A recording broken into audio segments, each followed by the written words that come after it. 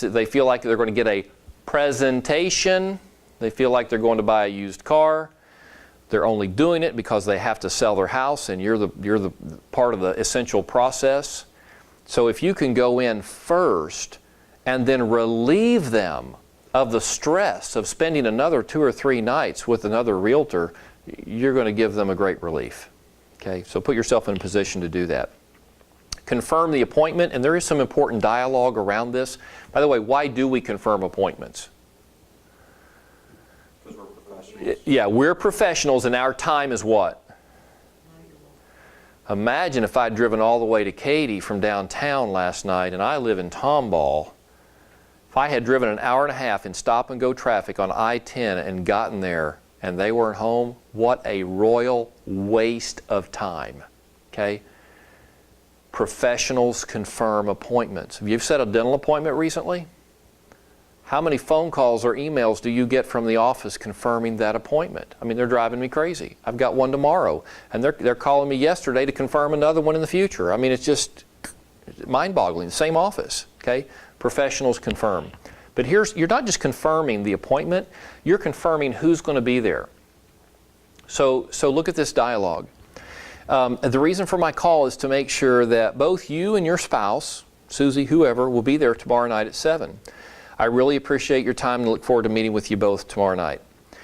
If the husband, wife, or partner are unable to attend, okay, no, Susie can't be here, she's got Pilates, but that's all right, I'll be here, you just come on over. You need to follow up with another question. Will Susie be involved in making the decision of who you are going to list your home with? If the answer is no, we divide and delegate responsibilities in our family and I'm taking this one. Fantastic, set the appointment. If Susie is going to be involved, then you need to very gracefully say, I'd really like to schedule a time when both of you can be present. Otherwise, you are just setting yourself up to waste your time. You're going to have the same conversation twice, and that is not efficient. Okay? So again, we're in pre-conversation. You've confirmed the appointment. Now you're going to get on the listing channel. That means as you are driving to the appointment, or if you're 15 minutes early while you were around the corner waiting to move into position, you have to get your head into the game. And there's various ways that you can do that. Clear your head of all distractions. Don't worry about the other 3 deals you got that are all in different states of jeopardy. Don't think about what's happening to the kids unsupervised back at the house. Take a break for just a few minutes. Get on channel. It does no good to get the at-bat if you strike out. So make sure that when you hit the front door, you are loaded for bear. Okay? You know exactly what you are there to do, and from your first eye contact, first words out of your mouth, you're on channel. Okay? So focus on the conversation. Imagine the desired end result. Okay? By the way, what is the desired end result?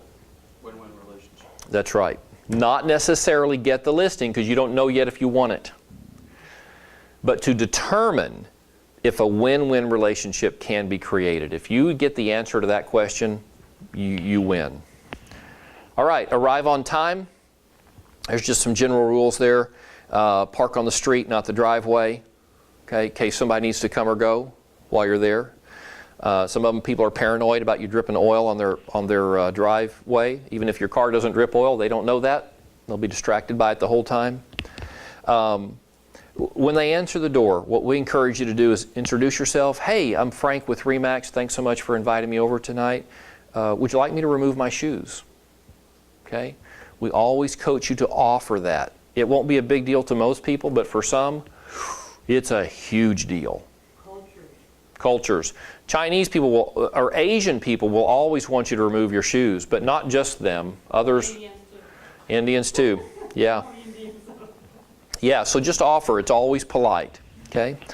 Then move towards the kitchen or dining room, not because you're going to sit down and start talking, but you've got stuff, right? Gives you a place to put your stuff.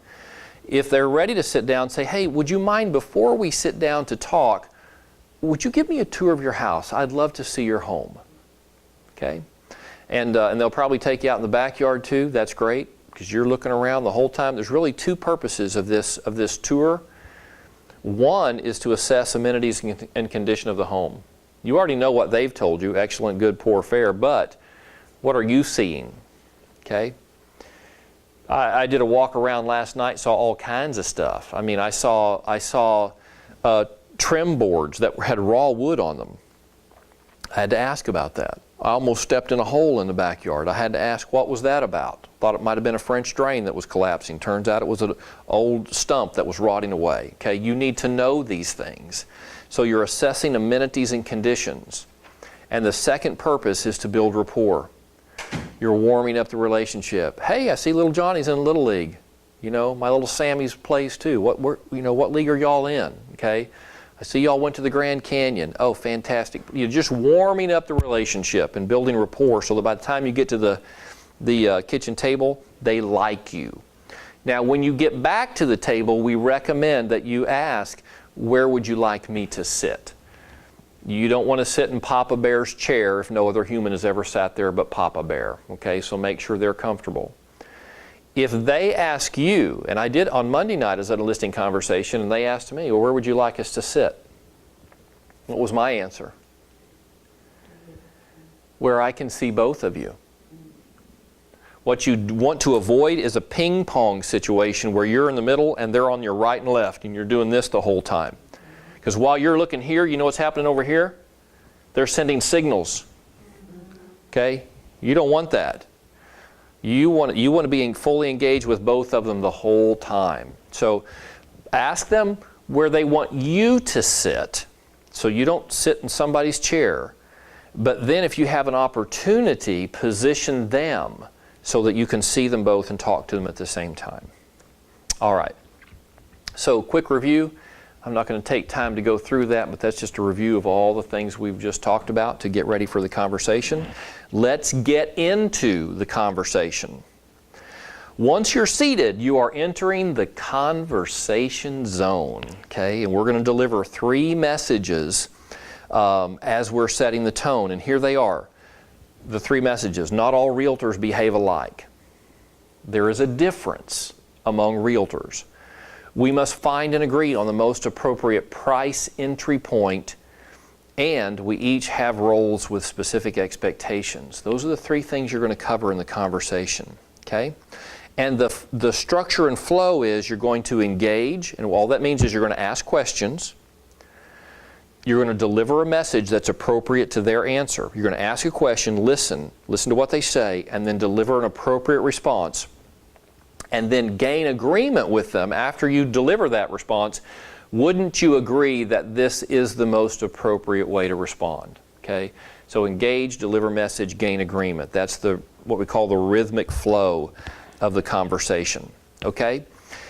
Setting the tone, 3 components. And I'm going to give you the actual dialogue here. So here's what you say. You sit down, you've got your seats, okay, everybody's settled in, got a cup of coffee, tea, whatever, Fido's been put in the kennel. All right, well first, let me say, I really appreciate you taking the time to meet with me. I want you to understand from the very beginning that my goal is not to come in and give you a presentation, okay, there it is, about what it is I think you want to hear, but rather to have a conversation to see if a win-win relationship can be developed. A lot of real estate agents are willing to sacrifice a relationship in order to simply take a listing, and I want you to know with me, it's not that way. I don't operate that way. With me, it's win-win or no deal. Okay? So you've established the win-win relationship. That's the first thing you're trying to do, is let them know that's the agenda. Now, a little bit more specifically. In order to create a win-win relationship, I must first uncover your needs and goals in this transaction. Therefore, I'm going to ask you some very specific questions and take notes. Will that be okay? And you want to ask them that because some people might get freaked out if you grab a pencil and start writing. So just say, it's okay if I take notes on your answers. Yes? Because I got the conversation like this and always pop up, how long you do this? And they know I'm done doing for a long time. How appropriate is how to answer this question without to be stuck on it and say they kind of don't forget what I'm saying from that point farther. Yeah, so the question is, how do you respond when somebody asks you how long you've been in the business? Yeah. When are you getting that question? When I have a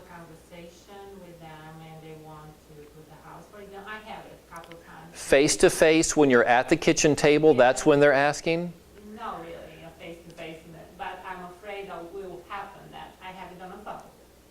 And, So they're asking you on the phone when you're setting the appointment, how long have you been doing this? yeah, Okay.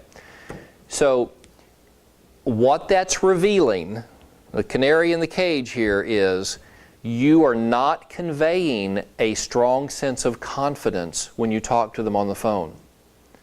And it's causing them to be concerned.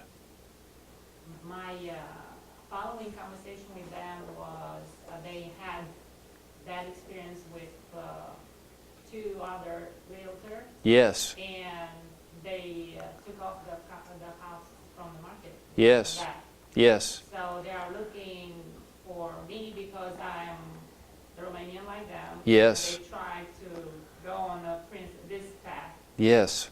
They are not ready because they have their problems yet, but they still thinking of me. Okay, so again, that question will likely never come up. Even if they've had a bad experience with a previous realtor, they're not going to ask you how long you've been in the business, particularly if you're wearing a RE/MAX pin, because the perception is you've been doing this a long time. But they didn't know me, and I didn't know I am with RE/MAX until the moment when I send all the, Yes. introductions. Yes. I let everybody to know about that. Yeah. Okay, so what if they ask you anyway? That you've done everything right, that you are confident, and you've conveyed confidence, and they still say, how long have you been in the business, and it hasn't been very long? Then what I would say, I would draw first of all on your previous experience. What did you do before real estate? I'm asking you. I work with people, so I have a lot, physical therapy, I help people to walk again. Okay, so you were a physical therapist for how many years? Almost 8. Okay, so what I would say is, I have been in a helping profession for over 8 years. And I am a full-time professional realtor. That's all I do. You confirm I did tell them. Okay. And you say it with confidence and move on. Yeah. Don't say it and then look to them for a response. No. I was a minister before I was a real estate professional, and I leveraged that just like it was real estate experience. And I used a very similar dialogue. I went to graduate school to learn how to help people at a high level. And I've been doing it since I was in my mid-20s. And I'm thrilled to be here tonight helping you. There we go. Okay? And just roll on. Okay, so what we're going to do is discuss and agree on the most appropriate price. After that, we'll thoroughly review the roles and expectations necessary for a successful working relationship. Is that agreeable to you? Okay, so you've established win-win, you've set the agenda, and now there's one more message you want to send, and that's confidentiality. Great. I want you to rest assured that anything said here tonight will remain totally confidential. So please feel free to be as open and honest with me as you can be. Is that fair? Who talks like that, by the way? Yeah, professionals, doctors, lawyers, accountants, people who are learning private, sensitive information about you pledge confidentiality, and you're about to learn a lot of stuff about these people. You're going to learn about their history, you're going to learn about their credit report, you're going to learn about the strength of their marriage, you're going to learn all kinds of stuff. Okay, so just let them know up front that you maintain that confidentiality as a professional. All right, so now we move in, now that we've set the tone, we're going to move into the second message, which is establishing goals, plans, and strategies, GPS. So here we go with the questioning. On a scale of 1 to 10, with 10 being very desirable and 1 not desirable at all, what one thing has to happen in the sale of your home for this transaction to be a 10 for you? And by the way, you've already got permission to take notes. What are they going to say? What's the one thing that has to happen to make this a fantastic transaction for you? What would that be? Price, maybe. Yeah, price. Yeah, we want to make a lot of money. Okay? How is that typically phrased? I'll tell you what I heard last night, and this was very typical. We want to get enough money out of this house to put down a sizable down payment on our next one. Okay? If you hear that, what's your follow-up question?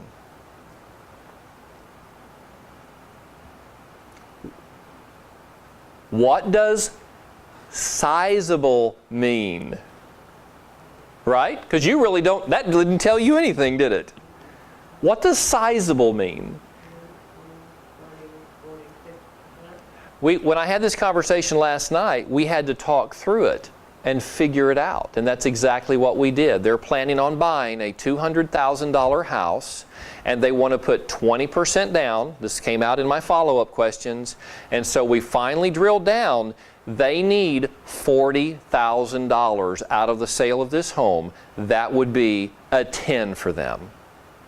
So once you get that, you follow up with your next question. I hear you. We need to get $40,000 out of this home for that to be a 10 for you.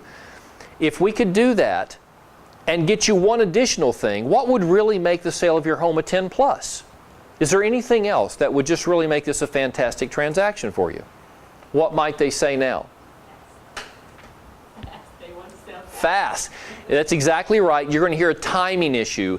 And typically it's fast, but not always. Sometimes sellers are concerned about selling too fast. And again, I'll just draw on my experience from last night. They have been transferred to Dallas, but they don't know when. Probably sometime this summer. And it really panics them to think that we could put the home on the market tomorrow and get a contract, and they got to be out in 6 weeks. So sometimes it is almost always a timing issue, but it's not always fast. Sometimes they're trying to hit a real specific window. So you want to ask about that. They're never thinking about the closing cost as a rule. So, you add a new at least 5%. Yes. Because they're going to have 20% stuck in their brain. Right. So they've got to have everything. So ultimately you are going to drill down on a net sheet to show them exactly what they're going to walk away with, which factors in closing costs. That's part of this conversation. You're going to find out how much they owe, all of that. Okay? So now you've got their 10 item, which was price. You've got their 10 plus item, which was timing. And 90% of all seller needs are going to fall into price and timing, or timing and price. It's going to be those two issues in one order or another, typically price then timing. And we're going to encourage you to go back for a third swing and say, great. So if we could get you $40,000 net out of the sale of this home, and we could have it under contract sometime in May with a move in July, if that was their timing issue, is there anything else that we could do to make this sale a 10 plus plus? Typically, there will not be. If you can satisfy their price and timing issues, they're good. But sometimes there will be. And if they do come up with a third thing, it will typically be realtor related. As you mentioned a moment ago, Annie, we've had some bad experiences with agents in the past. They didn't communicate with us. We wanted them to hold open houses, and they said open houses didn't work. Okay? Or they didn't advertise our home. They never put it on Zillow. We could never find it. Or they only put 6 photos of our home on the MLS that they took with their phone. They were horrible. We were embarrassed for people to see our home. So if there is a third, it will be realtor related. Now, in all of these questions, when they give you an issue, you're not giving them a specific answer about being able to deliver on that. So you're saying, okay, you need $40,000 out of your home. You're not saying, okay, I'm going to get you 40. Okay, you need a contract in May and a close in July. You're not saying you can deliver that. You're just repeating that back. Okay, so that's important to you. That's important to you. It's important to you to have a realtor who's going to take 32 photographs, professional grade photographs, and hold occasional open houses. Is that what I'm hearing you say? So you're just writing and repeating back. That shows that you care and that you are listening. But you're not actually promising to deliver on any of that yet. And sometimes you'll hear things that you can't deliver on. Maybe you can't net them 40 out of the house. You don't know yet. We haven't actually drilled down yet, but you're just understanding that that's their need. Okay? So here's just a real world example of how that dialogue goes, and we kind of just did that out loud. So I'm not going to read that to you from page 23. We're going to go to page 24. This is important. Uncovering needs is vital to your validity as a real estate consultant. At some point in the conversation, it's possible they could say, is this really necessary? You know, we just want to get the house on the market. Let's get it on as fast as possible. And what you want to do is circle back to the win-win dialogue. As I explained earlier, I'm here in an attempt to create a win-win working relationship. Thus, it's very important for me to completely understand your win in this transaction. Those were not just words for me, I mean it.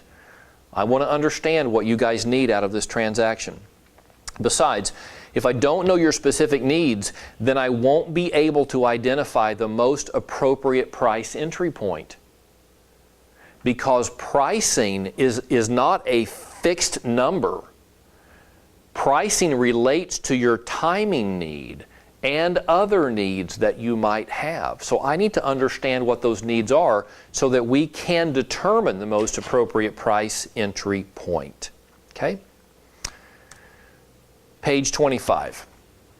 After you uncover needs, it's important to prioritize them. Now you might think we've already done that because we asked them what was a 10, what was a 10 plus, what was a 10 plus plus. You think we got there 1, 2, 3. But here's what happens when you are talking to sellers. As they begin to dialogue and they hear themselves say these words out loud, and it may be the first time that they've actually given focused attention to this, they might change their mind about what's most important. Or what frequently happens, the husband and wife have different ideas about what's most important. One, it's a pricing. One, it's a timing. One, it's privacy. I met with a seller last Sunday afternoon, and I got a request I had never heard before. He said, can you not put a sign in the front yard? I don't want the neighborhood knowing that the home is for sale. And how do you react to that? Because I got that too. I said, absolutely. I'm not required to put a sign in the front yard. Can you explain to me why that's important to you? Because I want to understand. And he said, because we had a home at one time that was listed on the market. We were not living there at the time. Thieves saw the sign as an invitation to burglarize the home, and they did, and they took some of our stuff. So I don't care if realtors know it's on the market. I don't want the neighborhood or the general public knowing when they drive by because the home is vacant. I said, absolutely. I understand that. I'll do my best to market this to all the realtors in town, but we will not put a sign in the front yard. Okay? So in prioritizing dialogue, you're going to say, okay, now that we have all this on the table, of these three, which is the most important? Is it the price? Is it the timing? Is it the open houses? And you just go back through and make sure husband and wife and you are all in agreement on what's 1, 2, and 3, that you understand what their priorities are. Once you know that, now you're going to go deep on all three. Now you're going to respond to them. You've engaged, you've asked the questions. Now it's time to deliver an appropriate message. Okay? So typically price or timing are going to be the number one priority. So here's your transitional dialogue. So what you've told me is that being out of your home in 60 days is your number one priority, presuming it was a timing issue. So let me assure that my goal is indeed to get you out in 60 days. And really, getting you out in 60 days revolves around two basic components, price and exposure. What causes homes to sell? Price and exposure. Internalize that.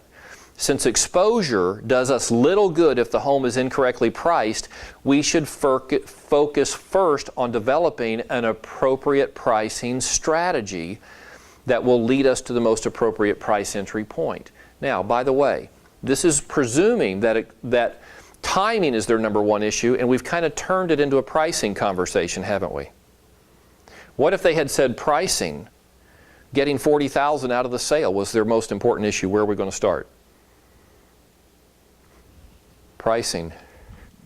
What if they said a realtor issue, a realtor relationship issue was their most important concern? Where are we going to take the conversation first? Pricing.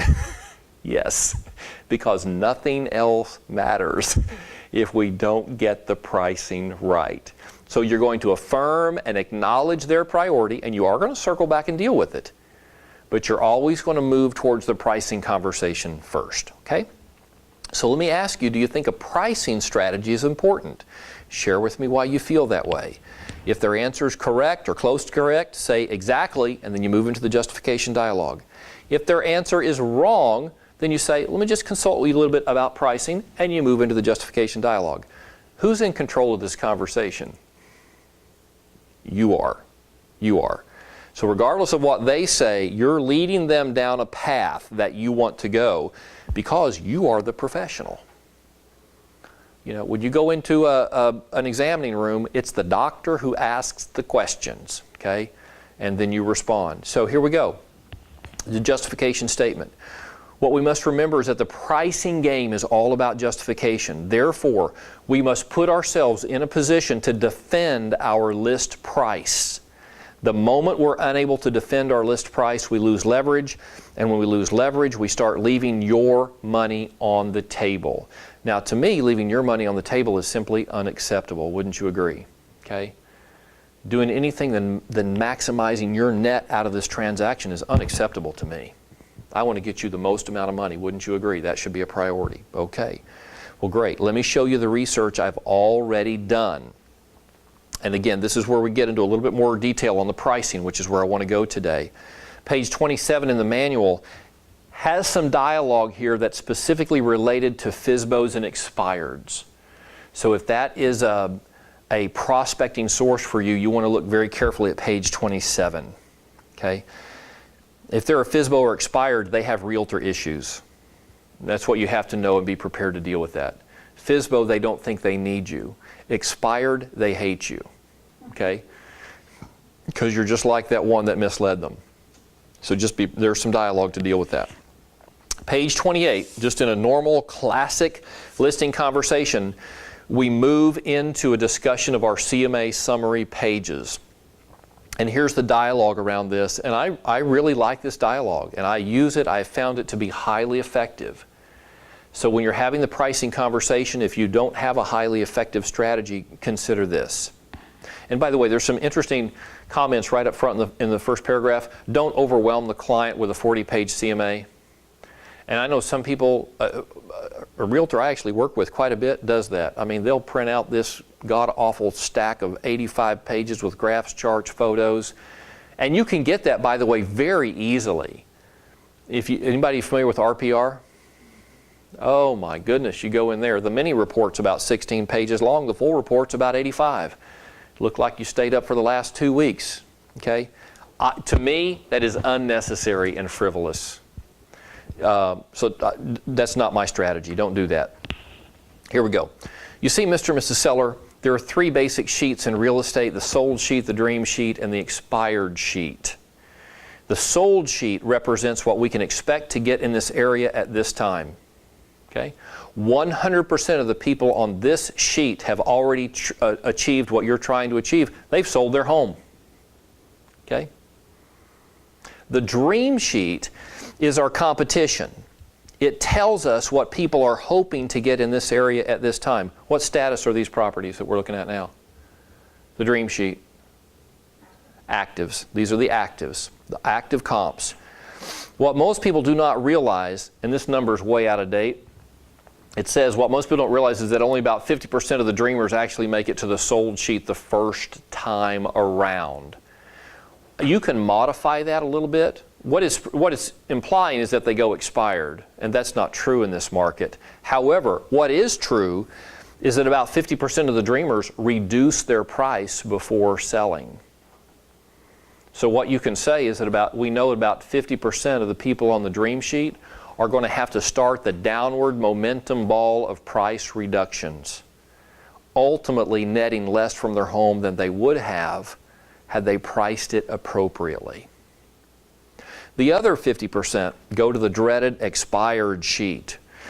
Or in the way I would rephrase that for today's market, those that don't get realistic on price go to the dreaded expired sheet. This is the sheet of rejected properties. And you can add some drama there if you want to.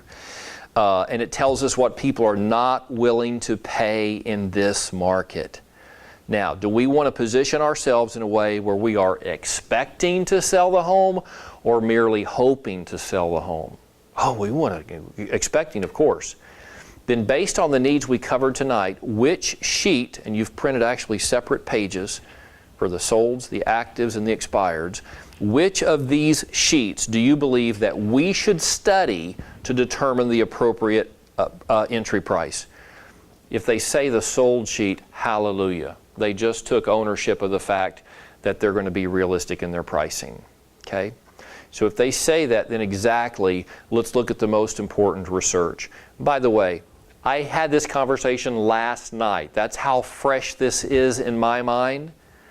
And when I said, which one do you think is most appropriate, they went straight to the solds. And when we went to the most appropriate pricing, you know what they did? The husband?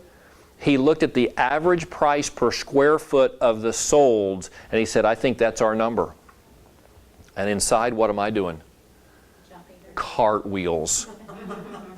Are we going to sell that home? Yes, we are. Okay? I'm not going to have to deal with price reductions and days on market. This dialogue, I'm telling you, it really, really works. Now, what if they push back? You know, what if they want to go to the dream sheet, you know, and compete up there? What if they want to build in some wiggle room for negotiation? I heard that last night too, by the way, and I did a little consulting around that. And what you say simply is, let me consult you a little bit on price. And then you can have the conversation about one of our core beliefs that we covered just a few minutes ago. What goes in motion stays in motion.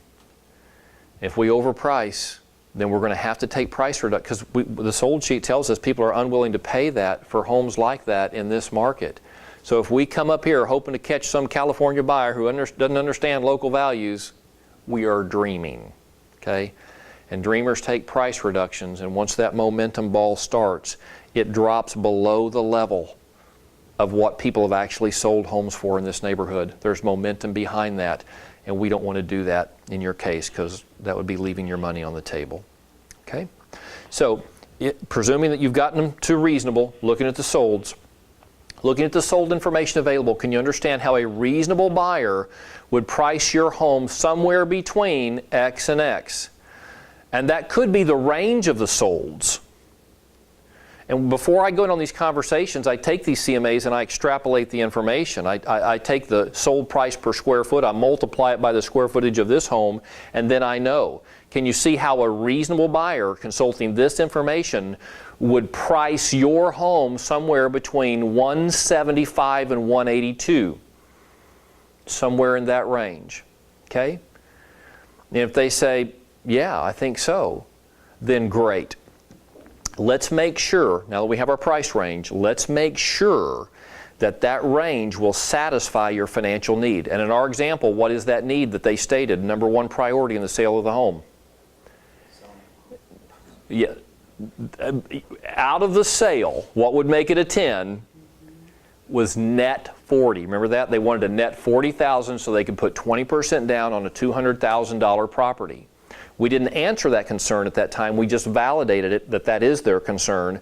So now that we've established the most appropriate price entry point, now we have to circle back and see if that will actually satisfy that need. Otherwise, we have set up a lose-win relationship. We've already said that's unacceptable. So now this is when we do our little net sheet calculation. Okay? By the way, in my live example from last night, 40 was their number. 66 was the actual. Okay? I had some happy sellers. You know what else I learned out of that? We do have some room for negotiation. We have some wiggle room. If the company comes back, their transfer date is undefined. If the company comes back and they say, we want you in Dallas in 30 days, I know that I've got the room to do what? Drop the price even below market to generate a quick sale. And if we do that, we might create a feeding frenzy and do what? Drive the price back up. Yes. But isn't it good if we know that? And this is the conversation that reveals it. Okay? Page 30, important conversation about eliminating seller remorse. Before moving to mutual expectations, which is stage 4, ask one more question. How will you feel if your home sells tomorrow? Okay? And if they're honest, they'll say something like, well, gosh, I might think we priced it too low. Okay? I have closed, I calculated this morning, about 40 transactions in the last 18, 19 months. At closing, only one seller has been mad at me. Only one. You know why? We sold it the first day to the first person who saw it for full price. And the sellers had 2 issues. One, they felt like we'd priced it too low. And 2, they felt like I had not earned my commission because it was too easy. Okay? So, by the way, I'd had this conversation with them, but there's no bulletproof formula. So you can minimize and you can reduce the level of difficult conversations and relationships, but you can't eliminate them entirely. But here's the conversation that we would encourage you to have. If they think, well, gosh, I would think we priced it too low. Well, may I ask you why you feel that way? Let them respond. Is it your goal to get your needs met within your designated time frame? Would you agree that pricing your home at the appropriate price entry point increases the odds of getting one or more offers within your designated time frame? In our example, they want a contract by May, they want to close by July. Would you feel your needs were any less satisfied if the offer came on the first day as opposed to day 60?